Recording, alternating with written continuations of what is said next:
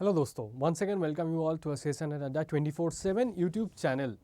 तो examinations date already हमें थोड़ा बहुत पता है कि 16 फेब से 28 फेब तक होने वाला है। बट इनमें से किस डेट पे हमें एग्ज़ाम होने वाला है, तो हमारा जो एग्जामिनेशन शेड्यूल है वो अभी तक हमें पता नहीं चला है। बट कोई बात नहीं, हम लोग अगर 16 को मान के चलते हैं तो we will have approximately 15 days के आसपास, मतलब 50 डेज़ के आसपास हमारे हाथ में अभी टाइम बच रहा है। तो इस 50 डेज़ में हमें क्या क्या करना चाहिए और क्या क्या चीज़ें नहीं करना चाहिए उसके बारे बात करते हैं। ज़्यादा टाइम बिल्कुल ही नहीं लूँगा, लेकिन यस, ये सेशन जो होगा केमिकल साइंस के कंप्लीट के लिए, मतलब कंप्लीट केमिकल साइंस के लिए ही मैं बताने जा रहा हूँ। तो सेशंस को एंड तक ज़रूर देखिएगा और उसके साथ साथ अपने दोस्तों को शेयर ज़रूर करिएगा सेशंस को। तो फर्स्ट ऑफ ऑल, अगर आप देख पा रहे हो कि यहाँ पे पॉइंटर्स गिवन है कि क्या क्या पॉइंट के ऊपर हम लोग बात करने वाले थे कि syllabus completions, revision strategy, short notes and formulas, mock test analysis, time management and distractions and negativity.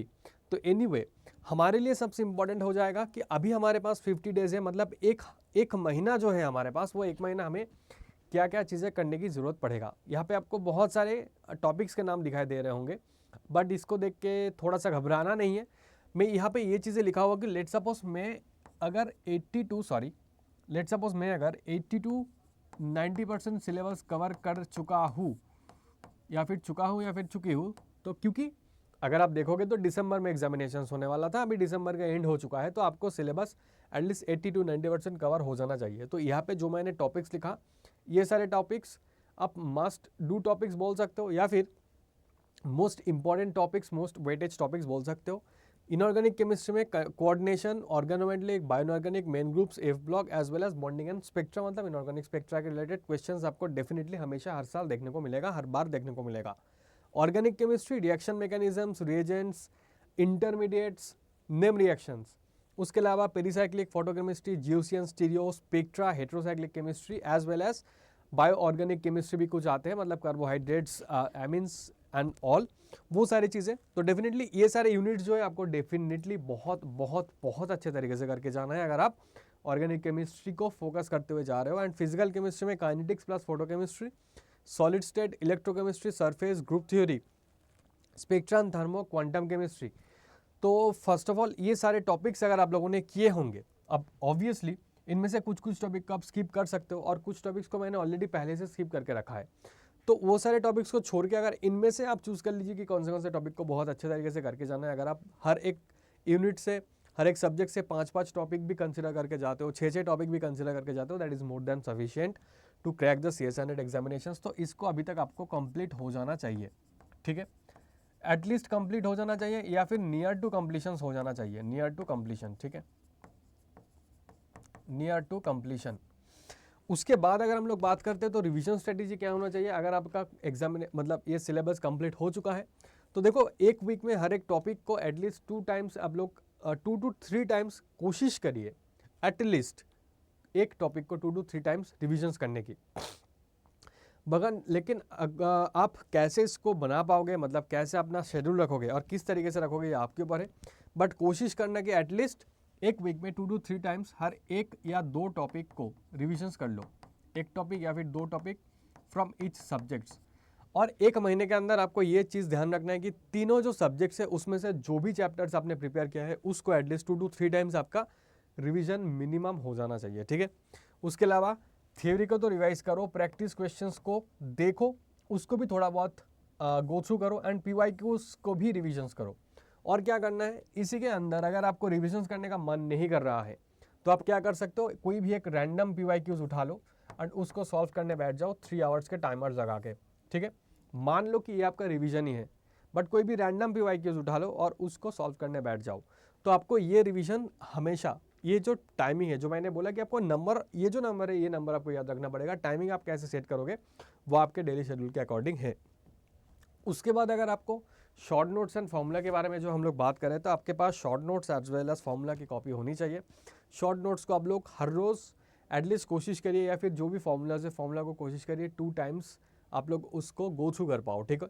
और स्पेशली जो है कि शॉर्ट नोट्स जो टॉपिक वाइज है एंड जो फॉर्मूलाज है इसको रिवीजन करना है, ट्वाइस अ डे करने की कोशिश करना है। और उसमें से जो most common as well as जो मोस्ट इंपॉर्टेंट जो शॉर्ट नोट्स होगा या फिर मोस्ट इंपॉर्टेंट जो फॉर्मूलाज होगा, जहाँ से क्वेश्चंस बार बार पूछे जाते हैं या फिर हर ऑल्टरनेट ईयर में क्वेश्चंस पूछे जाते हैं उसी को।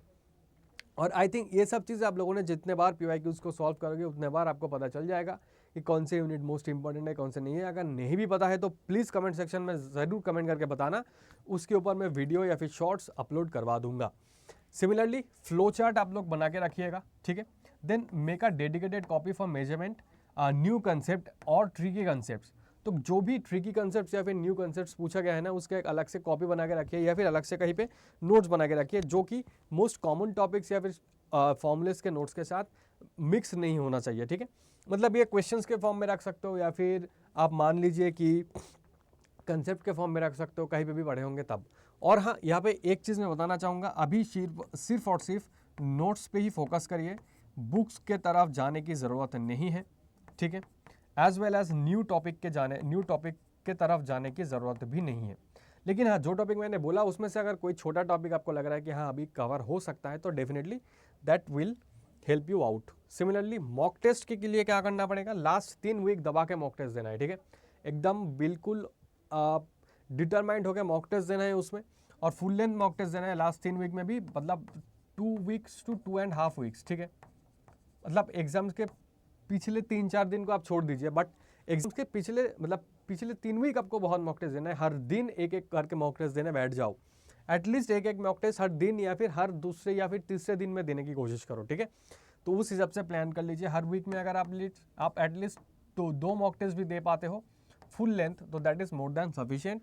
And unit wise mock test भी अभी से आप लोग लगाना स्टार्ट कर सकते हो इफ़ यू वांट। अगर नहीं चाहते हो तो और थोड़े आगे जाके कर सकते हो, लेकिन उसके एनालिसिस करना मत भूलना, क्योंकि 30 to 40 मिनट्स उसके एनालिसिस के पीछे टाइम देना। उसमें से कुछ भी नोट्स बनाना है तो बना के रखिए, हाईलाइट करके रखिए इंपॉर्टेंट एरियाज़ को, एंड जहाँ जहाँ आपका वीक एरियाज है उस एरियाज में आप देखिए कि आप कैसे उसको और थोड़ा सा बेटर कर सकते हो और इम्प्रूव कर सकते हो। तो इस तरीके से मॉक टेस्ट एंड उसके एनालिसिस बहुत ज़्यादा ज़रूरी हो जाएगा। एंड उसके साथ साथ जी हाँ, टाइम मैनेजमेंट होना बहुत ज़्यादा ज़रूरी है। टाइम मैनेजमेंट के लिए आप मॉक टेस्ट को देखो, टाइम मैनेजमेंट के लिए कैसा होगा कि आप लोग ऑन एन एवरेज 5 से 6 घंटे देने की कोशिश करो। अगर आप फुल टाइम हो तो उससे भी ज़्यादा करो, ठीक है। फुल टाइम अगर आप देते हो तो आप एटलीस्ट 8+ आवर्स तक जाने की कोशिश कर लो, due to with revisions, practice questions as well as PYQs as well as mock test को लेके।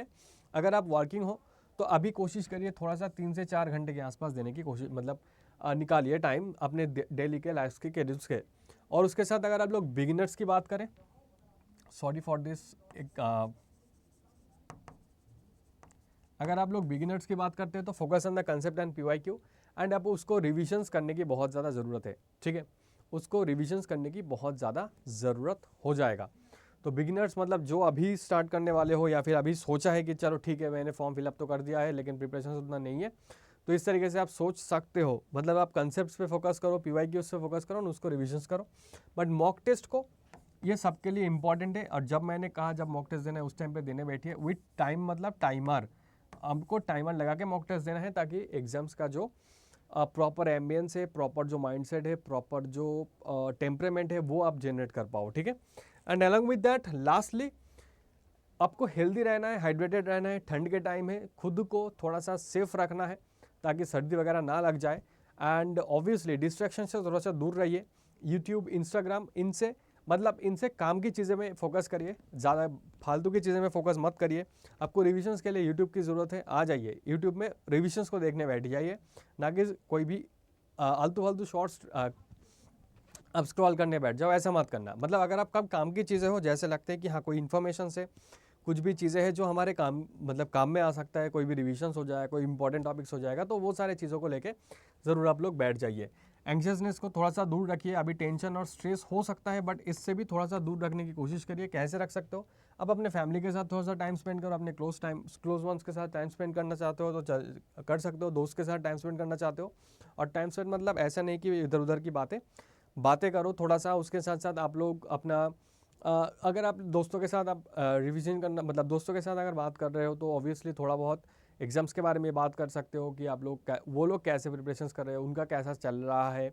उनसे अगर कुछ भी चीज़ें डिस्कस करनी है या फिर कुछ रैपिड फायर या फिर शॉर्ट क्वेश्चंस के रिलेटेड डिस्कशन करना है, कंसेप्ट्स को लेकर डिस्कशन करना है, ये सब कर सकते हो, लेकिन बहुत चिल मूड में करना है। उसके साथ साथ खुद के लिए थोड़ा सा टाइम निकालना। आप कहीं पे भी वॉक करने चले जा सकते हो, या फिर आपको जो भी पसंद है आपको कुकिंग वुकिंग करना पसंद है या फिर जो भी चीज़ें पसंद है जो कि आपको थोड़ा सा रिलैक्स रखे, उस चीज़ के साथ ज़रूर जुड़े रहिएगा। बिल्कुल ही एकदम स्ट्रेस लेके सब कुछ पढ़ने की ज़रूरत नहीं है, वो धीरे धीरे दिमाग के बाहर चला जाएगा सिर्फ पढ़ाई। तो आई थिंक ये जो भी चीज़ें मैंने बताया ये आपको थोड़ा बहुत हेल्प होगा चीज़ों को समझने के लिए, एज वेल एज आपका प्रिपरेशंस को और भी बेहतर बनाने के लिए। तो all the best for your preparations once again. तो अच्छे से प्रिपेयर करते रहिए। तो मिलते हैं नेक्स्ट वीडियो में। Till then take care, thank you, and channel को सब्सक्राइब करना मत भूलना। ओके, थैंक यू भाई।